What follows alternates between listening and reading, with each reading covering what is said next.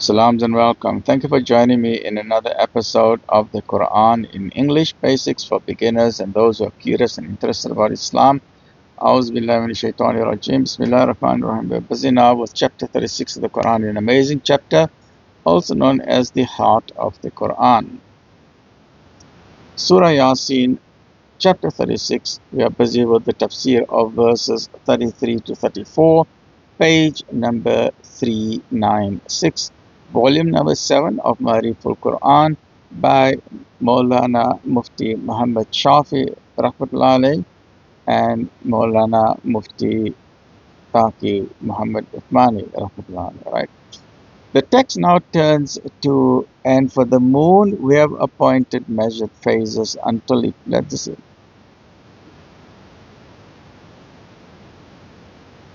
وَالْقَمَرَ قَدَّرْنَاهُ مَنَازِلَ حَتَّى عَادَ كَالْعُرْجُونِ الْقَدِيمِ.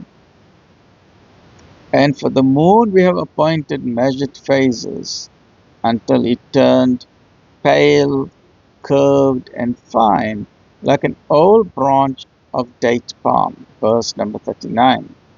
The dried bough of a date tree that gets bent like a bow is called urjun. Now let's look briefly at the stages of the moon. The word manazil is a plural of manzil and denotes the place one arrives at. Allah subhanahu wa ta'ala has bound the movement of the sun and the moon both with particular points, each of which is known as a manzil or a stage. Since the moon completes its orbit in 1 month, therefore it has 30 or 29 stages. Relevant details have appeared in the commentary of Surah Yunus. It can be said in Ma'ariful Quran, English volume number 4, pages 515 to 520. In this verse of Surah Yunus, chapter 10, verse 5, the stages of the sun and the moon both have been mentioned. He is the one who has made the sun a glow and the moon a light. That means the sun is shooting out light, but the moon is only reflected light like a mirror, and determined for it the stages. The only difference is that the stages of the moon are identified through observation, while the stages of the sun are calculated mathematically. Because while you can look at the moon, you cannot look at the sun. You'll go blind if you look at the sun, right? By saying until it turned pale, curved, and fine, like an old branch of the date palm, described there is the state of the moon toward the end of the month when it recedes from the stage of the full moon to the extent that it transforms into the shape of a dried old bough bent like a bow. It is in consonance with the Arab surrounding that it has been likened to a dried bough of the date tree that assumes the shape of a crescent. In verse number 40, it is said,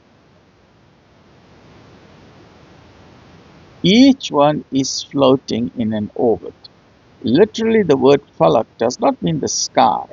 Instead, it means the orbit in which some star or planet moves. This verse has also appeared earlier in Surah Al-Anbiya. It tells us that the moon is not contained within some sky as presumed by the astronomical theory of Ptolemy. Instead, it moves in a particular and a special orbit in the space lower than the highest skies. Then there are recent investigations as well, the human access to the moon, that made it certain. In verses 41 and 42, and a sign for them is that we boarded their children at the loaded ship and created for them things similar to it on which they ride.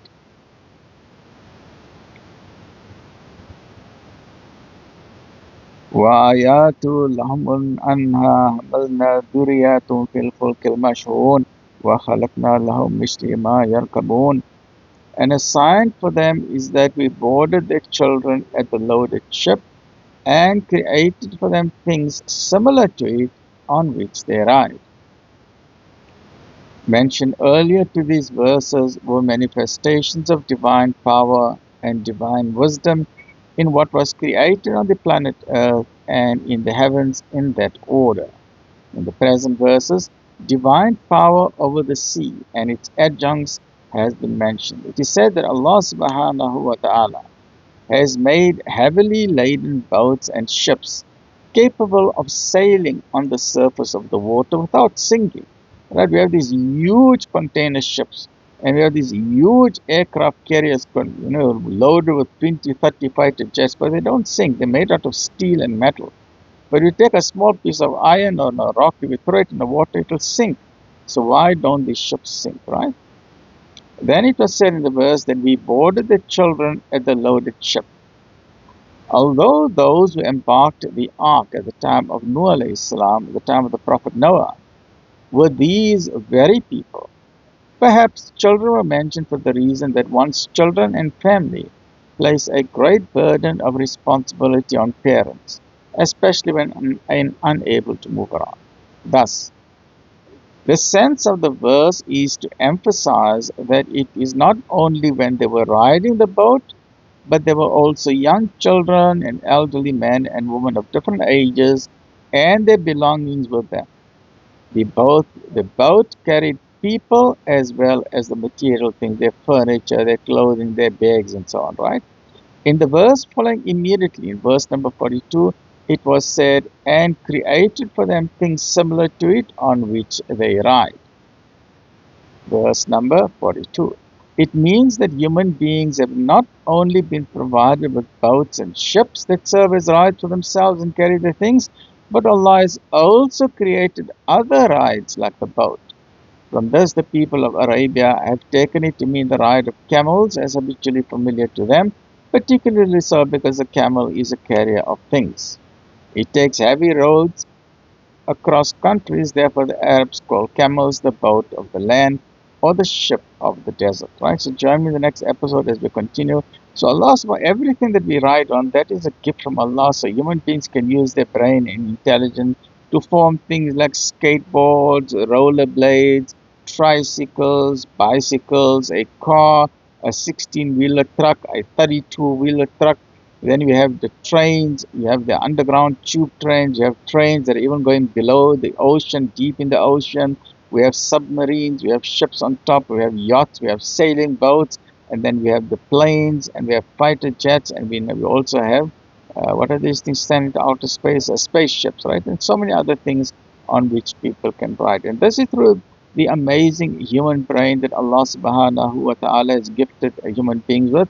There's no other creature on the planet Earth that has been given the amazing human brain with which a human being has been given. Right? So join me in the next episode as we come to the next chapter.